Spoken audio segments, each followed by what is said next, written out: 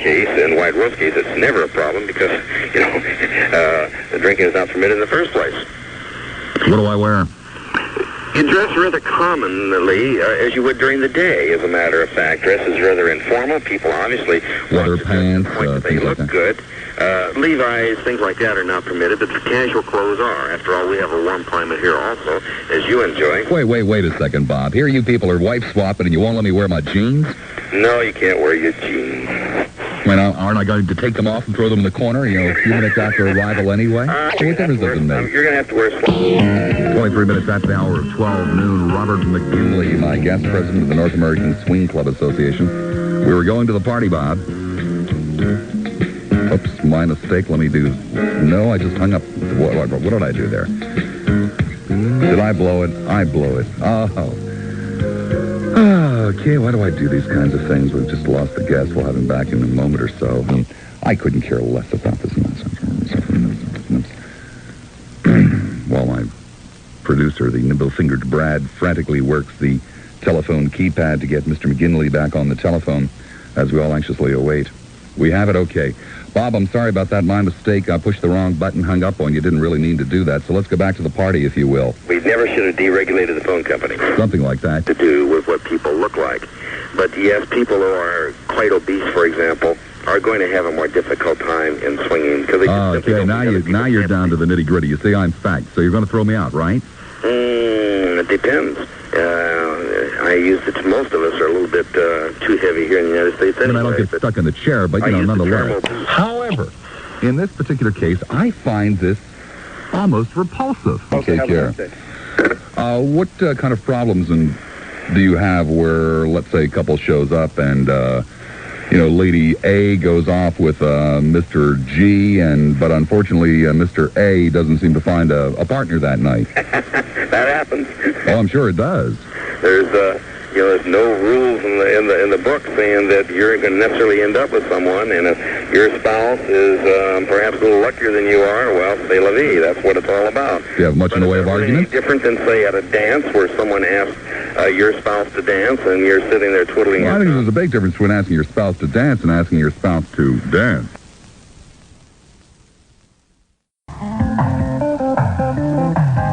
Well, I sure do want to thank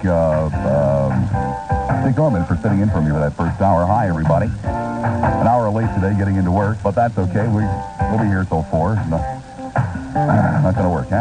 Nah, it's one of the curses of having an identifiable voice. You can't beg out of things. I'm embarrassed. Hey, I'm going to tell you like it is. I'm also Bob Lassiter, but I'm embarrassed. Why did I do that? I don't know why I do these kinds of things. It's not an issue. It's not an issue at all. I can't tell the man that he's wrong. I can tell him that I don't approve, but, so who cares? I have a rule, a little personal rule whenever I'm dealing with my producers and they suggest something to me. I always say, what is the issue? Now, guys like the guest, Bob McGinley or whatever the hell his name was, he makes a living on talk show hosts. He thrives on talk radio because there are hundreds of people that do, in essence, theoretically, at least they think they do, what I do throughout this nation. And they're just always happy to have somebody like Bob McGinley to have on for an hour or two. And there are ways of generating audience response. There are very cheap tricks. A lot of people use them, and I'm not putting them down for it. But nonetheless, it's not the way I try to operate. The things like, hey, how do you feel about swinging? Give us a call and tell it. And, you'll get some people say, I think it's the worst thing in the world. And other people say, I think it's the best thing in the world. And, who cares? Again, what is the issue? But sex. Granted, we all think about it all the time, one way or another, either wanting to do more of it ourselves or being a little bent out of shape that other people are doing so much. It is literally on everybody's mind. Let me tell you a true story. This is a true story. I'm going to tell a tale out of school, if I may. About 7 or 8 months ago, I was working at night. The afternoons were being clobbered in the book and the ratings by FLA. The people that they had on were getting beat really bad. It was Eastman and Coles. They were really getting clobbered by Gonzalez. What did Gonzalez do? Okay? Right? Nobody's putting him down for it. That's what he did. He did a lot of sex talk, right? How do you feel about swinging? Man made a handsome living at it, and I don't knock him for it. I used to, but not now that I work with him. And in any event, we were having a staff meeting in the general manager's office, and all of the talk show hosts had been called in, fed with cheap sandwiches, and we were being lectured and having our brains picked. How can we what is wrong with our station, and why are those other guys beating our brains out? Well, the general manager, who went back to Ohio, cute little guy, Yoki. You remember Yoki if you remember listening to me before. Curly hair, red suspenders. Yoki sat behind this great big desk, and he said, "One word, gentlemen, sex." That's what Gonzalez is doing over there. That's what the people want to talk about. Sex, sex, sex. If we want to beat those guys, we have to do much more sex talk. Well, we just kind of looked at him, and except one person in the room. I'll name names. I don't care. I have no shame at all. Tim Coles. The very next day, it was pathetic. I remember sitting home, was flipping back and forth between the two stations, trying to see what people were doing, and on comes Coles. And as only Coles could do it. I mean, here's a man in his mid-60s, right? Straight-laced as they can possibly be. He devotes his entire program to sex. It was pathetic, absolutely pathetic. It was, "All right, guys, call me up and tell me what the boys are doing wrong," or something to that effect. And he had 3 hours of these ancient, dried-up old prunes, one after another. I don't know if he did it deliberately to send a message to Yoki or what, but the topic was never mentioned again, and it was never suggested again that that would be the way to beat FLA. And Yoki shortly thereafter went back to Ohio. I don't know if it had anything to do with that show or anything to do with that meeting. It may well have. It should have. But nonetheless, sex, sex, sex. It's all you guys really want to talk about. And yet, what is the issue? Now, there are ways of doing it. We stumbled upon one yesterday. But we go out of our minds in this business trying to think, what will play? What will they want to talk about today?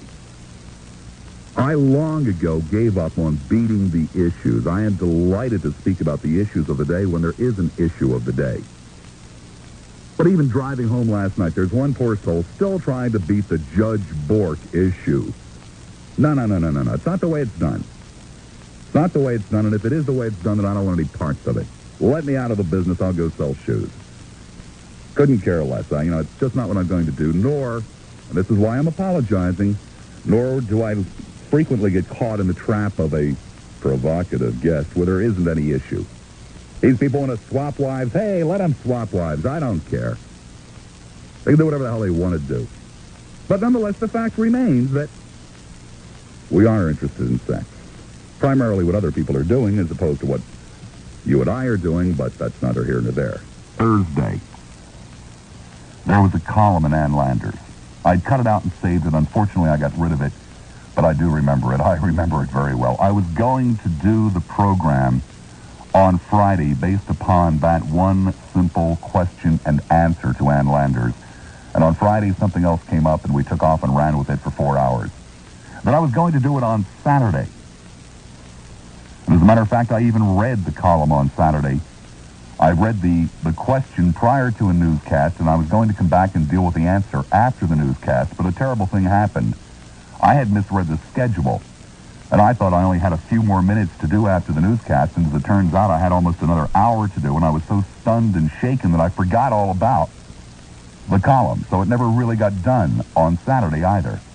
Yesterday, if you were with us, you know what happened. If you weren't with us, I can't begin to explain it, so it didn't get done yesterday either. And I don't really know that it warrants doing, except it is worthwhile mentioning. It was a typical Ann Landers type of letter, probably written by Yale divinity students as a joke. Said something to the effect of, "Dear Ann, I'm going out with this 27-year-old English teacher, a marvelous woman. Everything is delightful in the relationship, and finally we got around to having sex. And she asked me to wear my motorcycle helmet, saying that would be the only way that she could possibly be totally fulfilled. And so I did. But Ann, it was very uncomfortable, and now she wants me to do it all the time. What should I do?" Signed, who knows? Doesn't make much difference. And the answer started out like a very typical Ann Landers answer. Dear so-and-so, blankety-blank, blankety-blank, blah, blah, blah, blah, blah. But if it makes her happy, keep it up for a little while. And then ask her to wear the helmet. That was her answer. In essence. Obviously, I paraphrased, but nonetheless, in essence, that was Ann's answer. Well, the first time I read this thing, I said, what? This is outrageous. This is outrageous. You miserable, dried-up old prune. All you broads are the same. Keep it up for a while. Keep it up for a while. You broads make me sick. You think it's easy keeping it up? Well, it ain't. All you broads ever do is complain.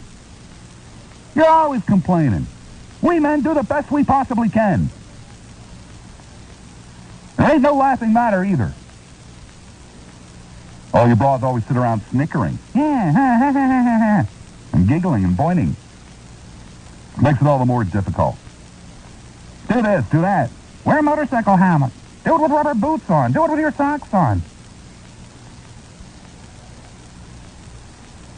Well, it's about time that we stood up. It's about time that we said, get off my back. No, I'm not finished yet. Keep it up for another hour or so. No, I'm not ready yet. Give me another hour or two of foreplay. You think we really like stroking hairy legs and caressing lacquered hair? You really think that's what we're into? We are not sex machines. We are sensitive human beings with feelings. Keep it up for a while longer. What makes you think we raised and lowered it at will? We don't. Do you really think that we let it just peter out, if you'll pardon the expression, to mess with your heads? No, of course we don't. You really think we sit around and say things like, she looks pretty hot and bothered to me. I think I'll start thinking about the 57 Cleveland Indians, you know. It'll just kind of go away. That'll really mess with her. Why people like Ann Landers run into this problem. Have you ever seen her picture? And my God, that one's probably 30 years old. She wasn't any treat back then. I mean, it is time that we got some things straight. You know what I mean? It, and you know what I'm talking about, has a mind of its own. It cannot be trained to sit up and beg like a dog. But if you hassle us too much, it's just going to roll over and play dead. You get my drift?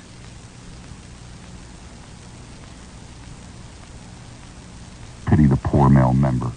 Keep it up for a while. You give it silly names. There's no thought about dignity and feelings. You make demands of it that it can't possibly begin to meet, and then you humiliate it. You think we're not hip to your tricks, ladies? Oh, let me see your big, strong hands. Oh, my, what nice shoes. Let me see them more closely. I was thinking about getting Granddaddy a pair of shoes like that for his birthday. We know what you're up to. And then you try to make us feel guilty. You men, that's all you think about. So we try to expand our minds. We try to get interested in art and literature. And what thanks do we get? Keep it up for a little while longer.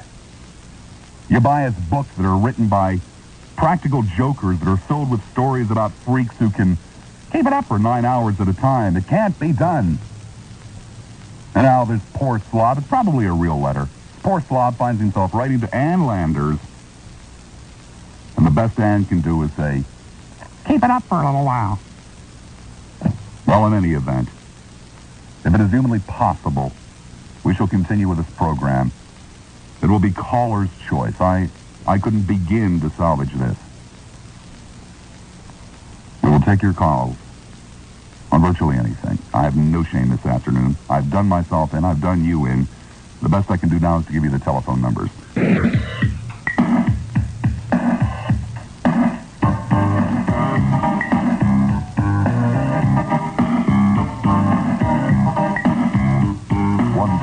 The time. Now we get to the exciting portion of the program. This is the portion of the program where we take your calls. Your calls are always great calls, and I know that they're going to salvage this program. I know that they're going to dig me out of the hole that I have dug for myself with Mr. Swing, or whatever his name was, from California. And the first call, of course, is the most critical call of the program. The first call is the one that sets the entire tone. The first call is the main call. If it's a good one, we're home free. And we have the first call standing by. Let us see what it brings us. Virginia in Pinellas Park, you're on the air at WFLA. Hello, Mr. Lassiter. Oh, hello. Hello, this is Twyla from Pinellas Park. Uh-huh. I'd heard when someone said that Rocky hung out at 7-Eleven every night starting at 12 o'clock. Oh, who cares? I called 7-Eleven about 12:30 a.m. and asked if Rocky was there. I said my name is Twyla, and I was a black lady who lived by Rocky's mother, and I went to meet Rocky and find out about his kinky sex. Yeah. The female clerk called me a bitch. Said, come down here, lady, and I will slap the hell out of you.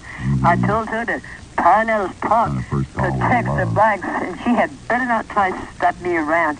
Well, this is a business phone, she said. Just don't be calling from Rocky. Oh, how do you like that, Mr. Lassiter? I'll talk to you later. Bye-bye, sir. Did that woman hang up on me? Sandy in Largo, hi, you're on the air at WFLA. Hello? Hello, Sandy. Yes.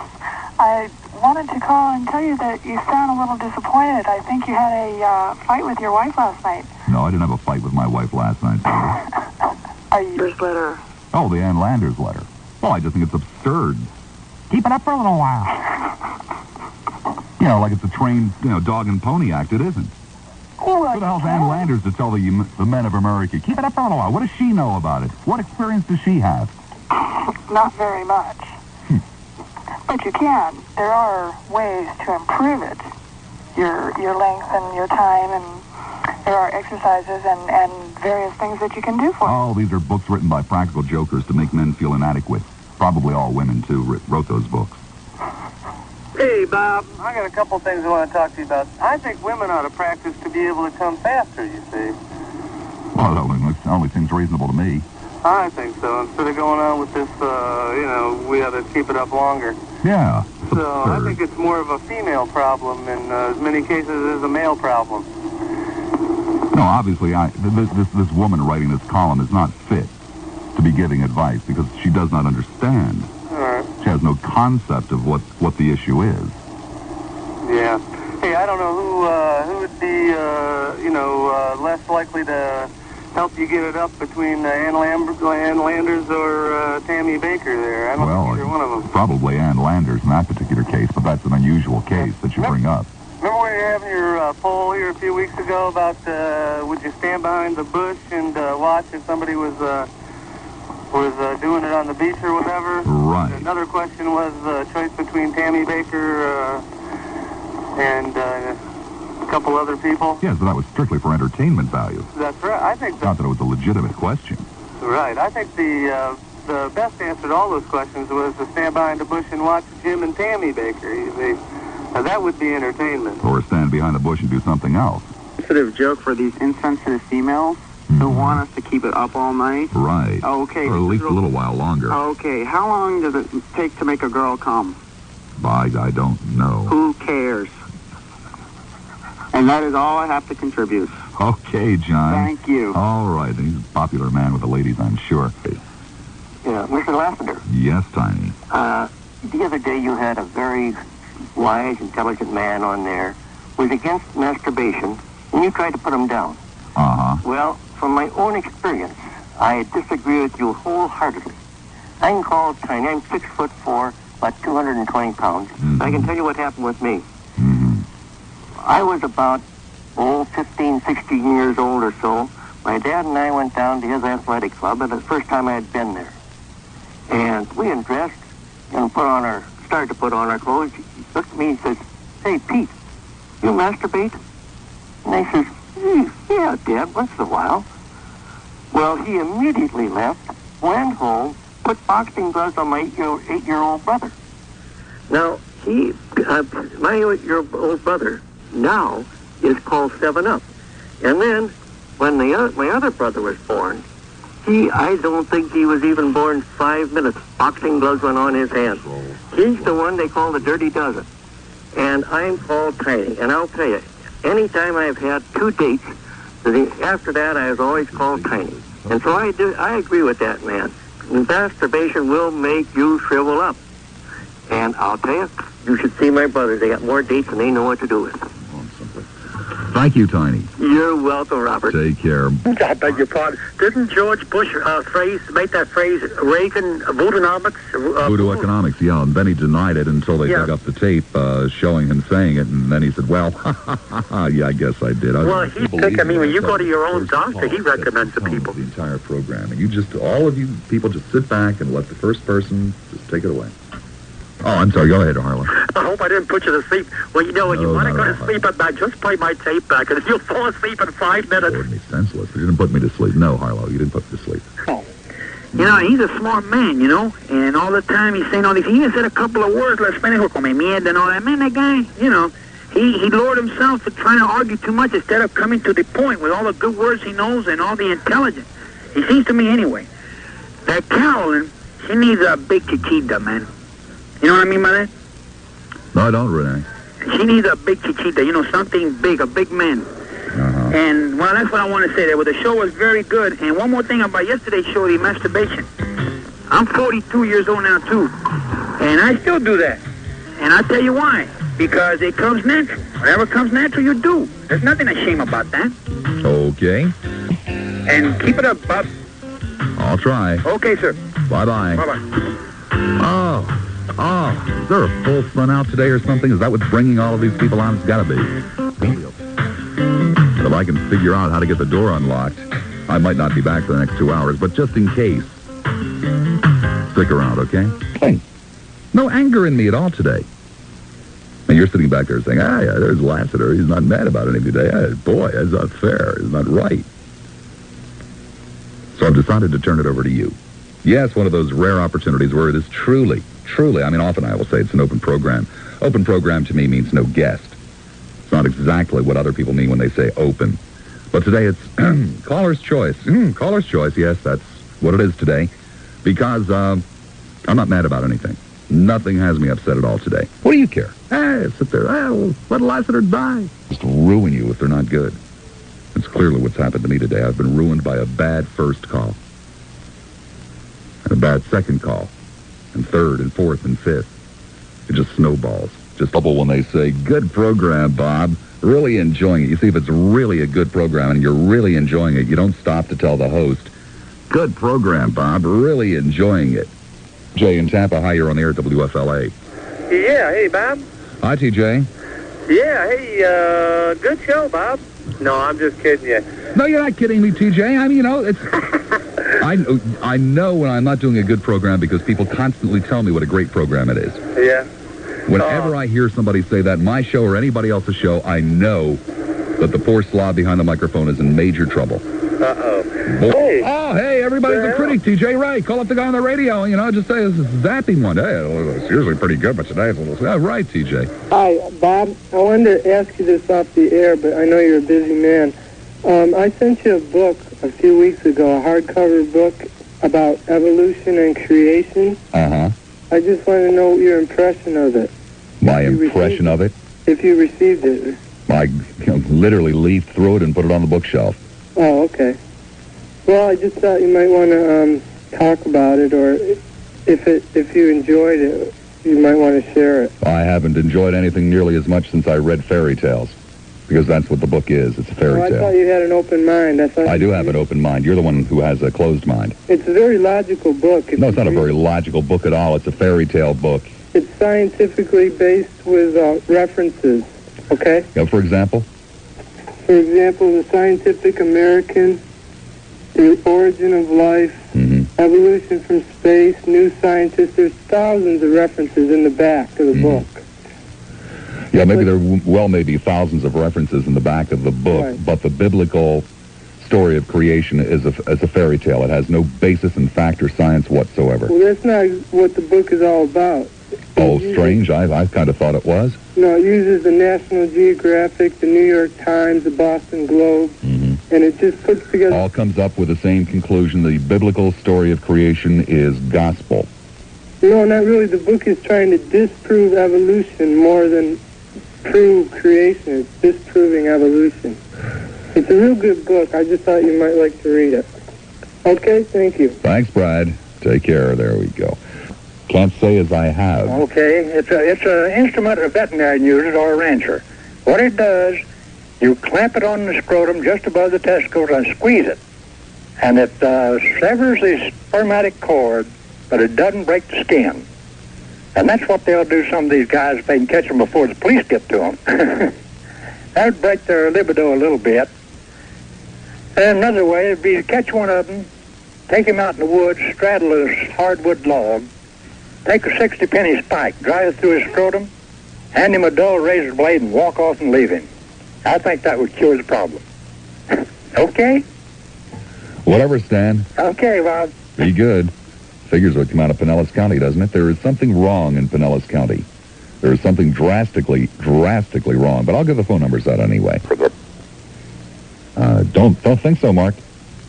Well, we'll check back and see where it's coming from. Okay. Thought I could come up with something to make you mad, but I can't think of a thing. Okay. Have a good one. All right, that call makes me mad. I liked Gordon solely. I don't like the NWA. The NWA, to me, is just violence for violence sake. There is not really any sense of humor involved. There isn't any showbiz flair. It is brutality, which I don't enjoy. I do enjoy the WWF because there is, there's brutality. There is violence. Make no mistake about it. I guess you couldn't sell tickets if you didn't have it.